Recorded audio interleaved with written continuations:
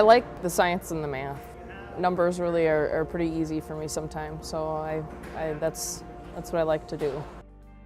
I take a lot of classes like online, and he's just so passionate about all the stuff, and he gets so excited about teaching the little different things, and that to me is fun. It makes it easier, like more fun for me to get into it.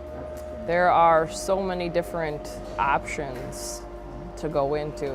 So even if you come in and you kind of like this or you kind of like that, I think you can find your niche, where you want to go.